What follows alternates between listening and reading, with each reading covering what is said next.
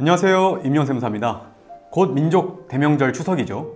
오늘은 추석을 맞이하여 추석과 관련된 세금 이야기를 해보려고 합니다. 자녀가 설이나 추석 명절에 받는 용돈도 이거 과연 증여세를 내야 할까요? 제 어린 시절을 떠올려 보면 오랜만에 만난 친척들에게 받은 용돈들은 바로 어머니가 가지고 가셨던 것 같아요. 엄마가 다 모아놨다가 아들 성인 되면 줄게 라고 하셨던 기억이 납니다. 아직도 그 용돈은 어디 갔는지 미스테리하지만요. 그런데 사실 이렇게 용돈을 모아놨다가 자녀에게 한 번에 주면 큰일 날 수 있다는 사실을 알고 계셨나요? 자녀가 명절에 받은 용돈도 관리하는 방법에 따라 증여세 문제가 발생할 수 있습니다. 지금부터 그 이유를 설명드리겠습니다. 먼저 증여세는 왜, 어떤 근거로 내야 하는지부터 알아보겠습니다. 상속세 및 증여세법을 보면 4조에 무상으로 이전받은 재산 또는 이익에 대해 증여세를 부과한다고 규정하고 있습니다. 대한민국 증여세는 모든 부의 무상 이전에 대해서 증여세를 과세하겠다는 완전 포괄주의 성격을 가지고 있는데요. 쉽게 말해 공짜로 무엇인가를 얻으면 전부 증여세를 과세하겠다는 겁니다.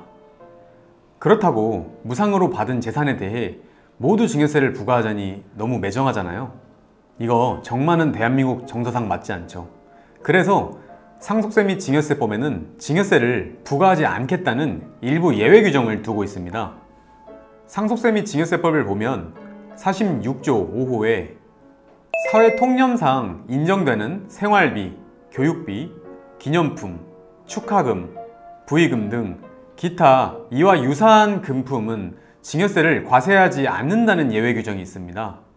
그래서 설이나 추석, 명절에 받는 용돈은 증여세 예외 규정인 축하금 등에 해당되기 때문에 증여세를 부과하지 않습니다. 그런데 사실 여기서 애매한 게 하나 있어요. 이 법에서 말하는 사회 통념상 인정되는 비용, 이게 대체 얼마야? 라고 궁금해 하시는 분들이 많으실 거예요. 이 금액을 명확히 얼마까지는 인정해 주겠다를 세법에서 정해주면 정말 좋은데 아쉽게도 세법에서는 명확한 금액을 규정하고 있지 않습니다. 그래서 이 부분은 주관적이기 때문에 세무 공무원의 시각에 따라 달라질 수가 있어요. 제 경험칙상 모두가 고개를 끄덕일 만한 금액, 보통 100만원, 200만원 이하 용돈은 사회 통념상 비용으로 인정해 주셨던 것 같습니다. 그러면 여기서 이런 생각이 들 수 있어요. 아, 명절에 받는 용돈은 증여세 부과할 수 없대. 그러니 부모가 모아놨다가 자녀가 성인이 되었을 때 한 번에 자녀 명의 통장으로 이체하면 이거 용돈이니까 뭐 증여세 없겠네 라고 생각할 수도 있어요. 그런데 이런 경우 국세청은 증여세를 부과하겠다는 입장입니다. 다음 사례를 같이 보면서 설명드리겠습니다. 2012년도에 발표한 국세청 유권 해석인데요. 질의 내용부터 한번 보겠습니다. 27살 아들을 둔 부모입니다. 아들 돌잔치, 명절 때 받은 친인척 용돈, 부모가 매월 지급한 용돈 등 금액을 모두 합치니 5천만 원입니다. 지금까지는 부모가 관리하고 있었는데 이제 아들한테 주려고 합니다.